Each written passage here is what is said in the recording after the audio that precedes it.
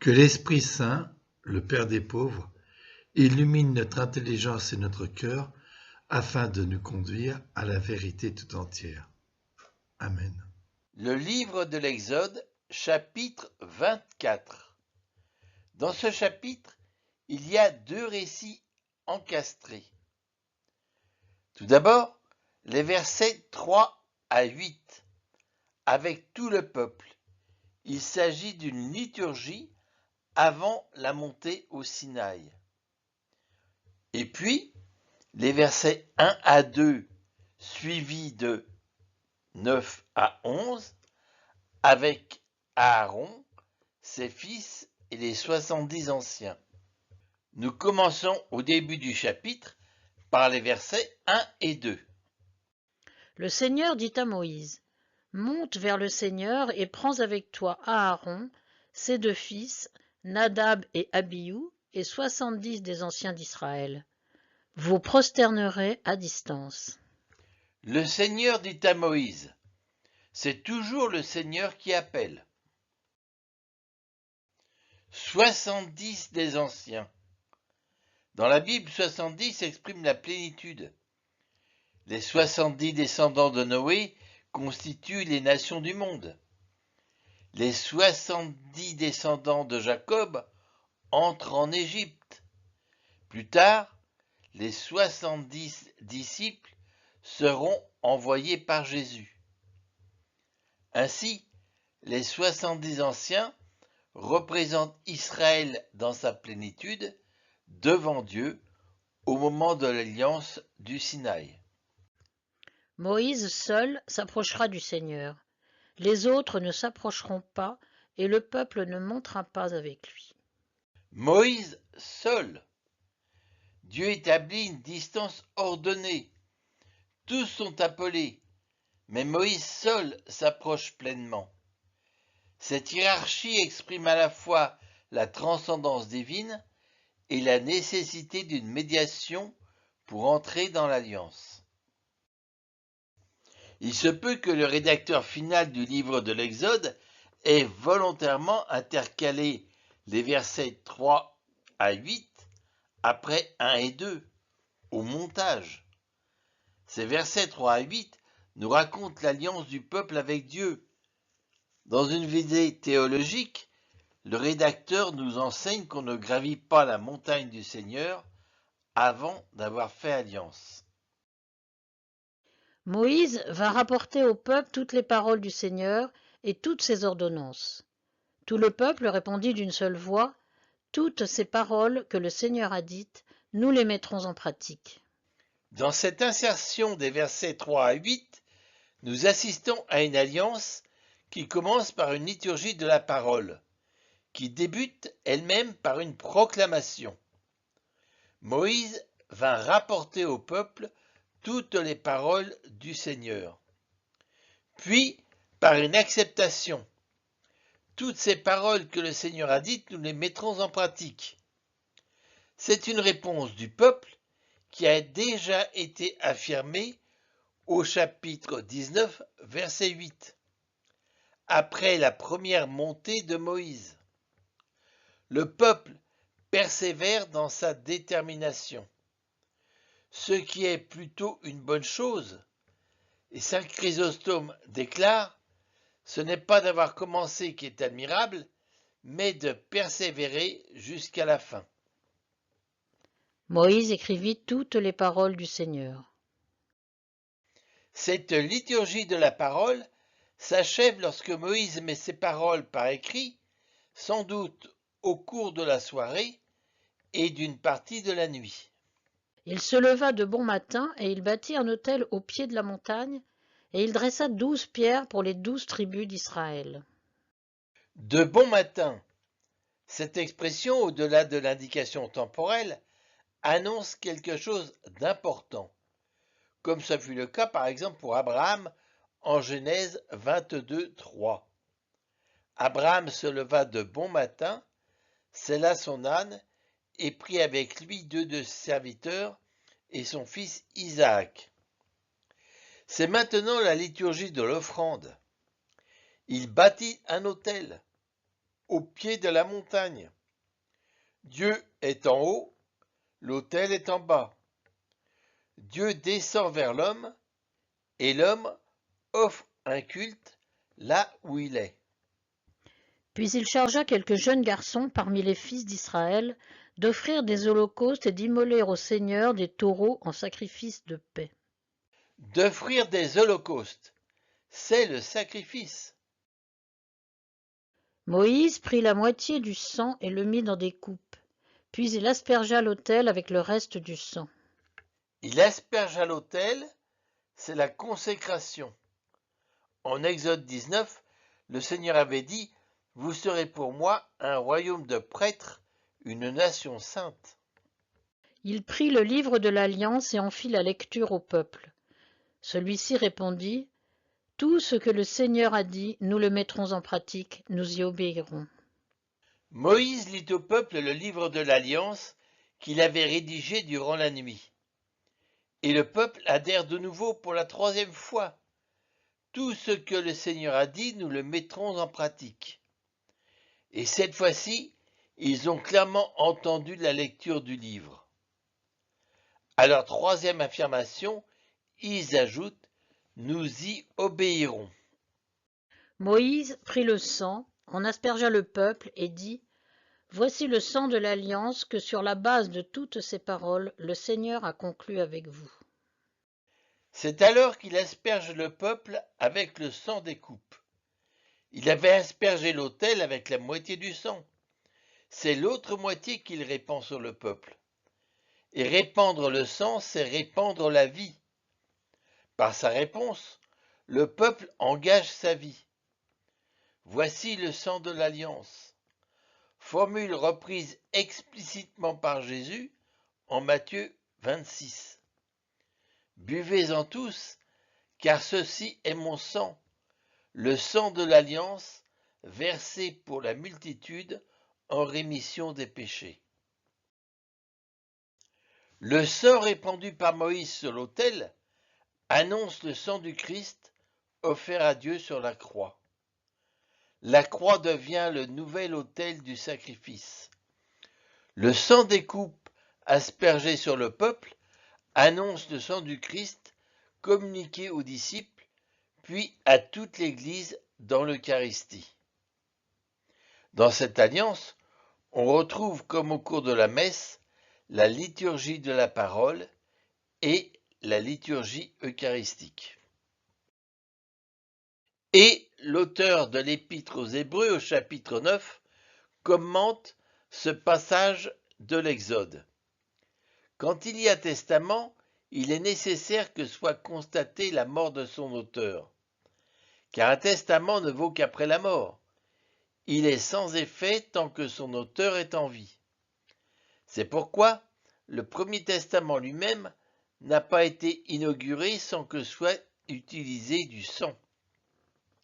Lorsque Moïse eut proclamé chaque commandement à tout le peuple, conformément à la loi, il prit le sang des veaux et des boucs avec de l'eau, de la laine écarlate et de l'hysope, et il en aspergea le livre lui-même et tout le peuple, en disant « Ceci est le sang de l'alliance que Dieu a prescrite pour vous. » Après le rite de l'alliance, nous reprenons à partir du verset 9 l'ascension du Sinaï.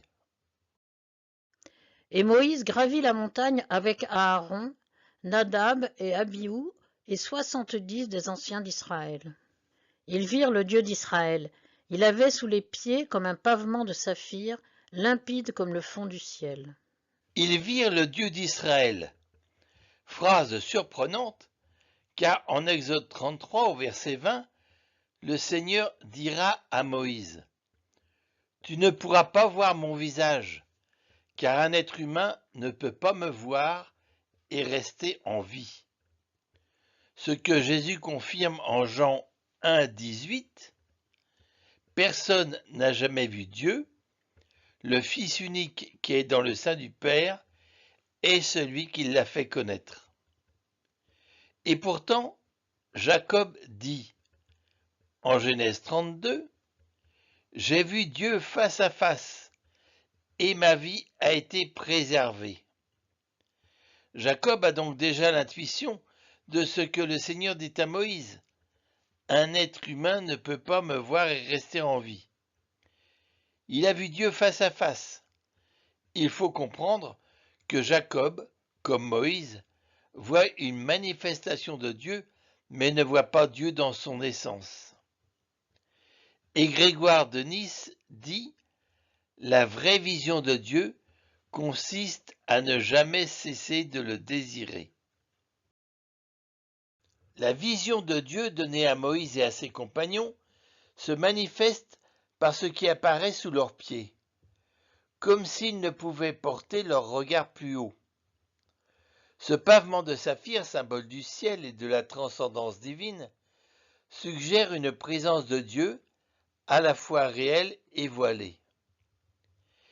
Et c'est vers cette vision que tend la liturgie dans la prière pour les défunts. Souviens-toi aussi de nos frères et sœurs qui se sont endormis dans l'espérance de la résurrection, et souviens-toi dans ta miséricorde de tous les défunts, de tous les hommes qui ont quitté cette vie. Accueille-les dans la lumière de ton visage. Et il n'étendit point sa main sur ceux qui avaient été choisis d'entre les enfants d'Israël. Mais ils virent Dieu, et ils mangèrent et burent. Il n'étendit point sa main. Ayant vu Dieu, même de façon partielle ou voilée, il n'aurait pas dû survivre, ce qu'exprime Rachi. Il n'étendit pas sa main, cela implique qu'ils auraient mérité qu'une main fût étendue contre eux pour les frapper. Mais ils ont été purifiés, ils ont lavé leurs vêtements et été aspergés de sang du sacrifice, ce qui permet de s'approcher, comme le sang du Christ qui donne accès à Dieu. Saint Grégoire de Nice commente « Celui qui doit s'approcher de la contemplation de l'être doit être purifié de toute affection charnelle et de tout trouble spirituel. » Et le Christ dira « Heureux ceux qui ont le cœur pur, car ils verront Dieu. » Et non seulement ils virent Dieu, mais ils mangèrent et burent. Rachi voit un sans-gêne grossier des délégués du peuple. Et ils virent Dieu, et ils mangèrent et burent. Ils le regardèrent avec un cœur grossier tout en mangeant et buvant. Mais les pères y voient une préfiguration de l'Eucharistie et une participation à la vie divine, comme l'explique saint Cyril d'Alexandrie. Les anciens d'Israël, après avoir été purifiés par l'aspersion du sang, ont été jugés dignes de monter sur la montagne et de voir le lieu où se tenait Dieu. Ils ont mangé et bu. Cela préfigurait admirablement le mystère du Christ, car nous aussi, après avoir été purifiés par le sang du Christ, nous montons vers l'Église, qui est la montagne spirituelle de Dieu, et nous y sommes admis à la table mystique pour y manger le pain de vie. On passe de la crainte de la montagne inaccessible à la communion avec Dieu. Le Seigneur dit à Moïse, « Monte vers moi sur la montagne et reste là. Je vais te donner les tables de pierre, la loi et les commandements que j'ai écrits pour qu'on les enseigne. » Monte vers moi sur la montagne et reste là. Encore une fois, c'est le Seigneur qui appelle Moïse. Sur la montagne, c'est une ascension physique et spirituelle. Reste là. Combien de temps? Pour le moment, Moïse ne le sait pas, mais il s'agit d'une rencontre, d'une contemplation, d'une adoration. Cela ne se fait pas en 5 minutes. Je vais te donner. La loi est bien un don de Dieu. Les tables de pierre expriment la solidité et la permanence de la parole de Dieu. Elle n'est pas une parole passagère ou incertaine, mais une parole ferme qui engage et fonde. Mais la pierre peut aussi évoquer la dureté du cœur humain, et ces paroles devront être gravées dans le cœur de l'homme. C'est pourquoi Dieu dira par Ézéchiel, « J'ôterai de votre chair le cœur de pierre, et je vous donnerai un cœur de chair. » Que j'ai écrit. Les paroles des tables, le décalogue, sont bien les seules paroles que Dieu ait écrites lui-même. Le décalogue correspond bien à la loi naturelle, celle de notre nature créée par Dieu. Pour qu'on les enseigne, ces paroles ne sont pas faites pour prendre la poussière dans un tiroir, mais pour être transmises et enseignées. Moïse se leva avec Josué, son serviteur, et Moïse gravit la montagne de Dieu.